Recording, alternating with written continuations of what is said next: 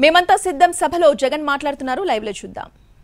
జరిగిన విషయాలను ఒకవైపున వాళ్ళకి ఏ రకంగా వాళ్ళ జీవితాలు బాగుపడ్డాయి మారాయి అని ఒకవైపున వాళ్ళందరితో కూడా మమేకమవుతూ తెలుసుకుంటూ ఇంకొక మడుగు ముందుకు కూడా వేస్తూ వీటిని ఇంకా మెరుగ్గా ఇంకా ఎఫిషియెంట్గా ఏదైనా చేయడానికి ఎక్కడైనా సూచనలు సలహాలు ఏదైనా ఉంటే కూడా వాటిని కూడా తీసుకునే దానికోసం ఈ కార్యక్రమానికి ముందడుగులు వేయడం జరిగింది. ఇక్కడ నేను కొన్ని విషయాలన్నీ కూడా మీ అందరికీ కూడా జ్ఞాపకం చేయాలని చెప్పి కొన్ని అనుకుంటా ఉన్నా.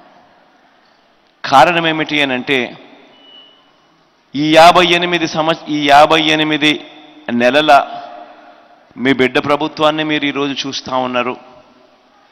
అదే మాదిరిగా మీ బిడ్డ కన్నా ముందు కూడా గత పాలన కూడా మీరు చూశారు.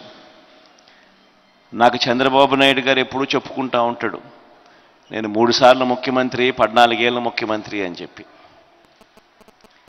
మీ బిడ్డ చంద్రబాబు నాయుడు మాదిరి 3 సార్లు ముఖ్యమంత్రి 14 ఏళ్ళ ముఖ్యమంత్రి అని ఇంకా చెప్పుకునే స్థాయికి ఇంకా పోలేదు.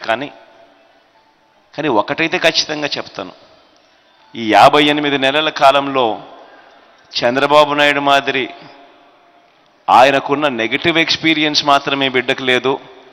మీ బిడ్డ మాత్రం ప్రతి పేదవాడి గుండెల్లో బ్రతుకుండేట్టుగానే అడుగులు ఈ 58 నెలల కాలంలో వేశాడు అని మాత్రం ఖచ్చితంగా చెప్తాను.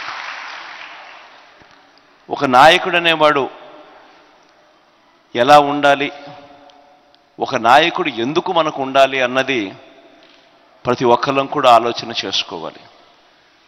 ఒక నాయకుడిని మనం ఎన్నుకుంటే, ఒక నాయకుడు ఆ నాయకత్వం స్థానంలో ఉంటే ఆ నాయకుడిని ఎన్నుకున్నందుకు మన బ్రతుకులు మారాలి. మన బ్రతుకులు మార్చగలిగిన నాయకుడే ఆ స్థానంలో ఉంటేనే మన బ్రతుకులు మారుతాయి.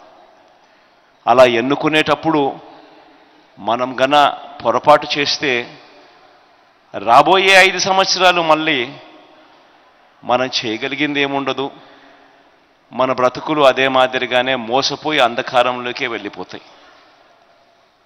కానీ అదే మనం తీసుకునే నిర్ణయం సరైన నిర్ణయం అయితే మన బ్రతుకులు 2 అడుగులు ముందుకు పడతాయి.